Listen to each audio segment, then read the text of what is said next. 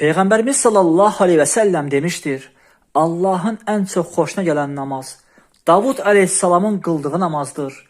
En çok hoşuna gelen oruç ise Davud aleyhisselamın tuttuğu orucudur.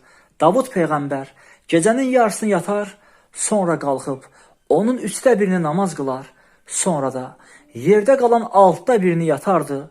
Orucu da günü aşağı tutardı. Rəvat edilir ki, Peygamberimiz gece namazlarını kılarken o kadar ayak üstə durardı ki, hətta ayakları ve baldırları şişərdi. Ona ne için özüne bu kadar əziyyət verirsən deyildikdə, o deyərdi, şükreden bir kul olmayın mı?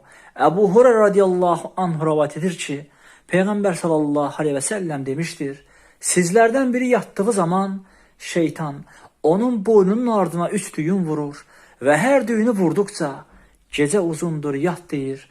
Eğer o kimse oyanıp Allah'ı zikretse düğünlerden bir açlar, dəstəmaz alsa ikincisi açlar, namaz kılsa üçüncüsü açlar ve beləliklə də o adam səhər gümrah ve əhval ruhiyyəsi yaxşı olduğu halda yuxudan oyanar.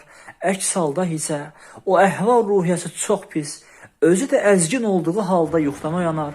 Digər hədisdə Peyğəmbərimiz buyurur ki, gecə namazı bədəndən xəstəlikləri qovur. Yəni insan gecə namazlarını davamlı qılarsa bir çox xəstəliklər ondan qaldırılar.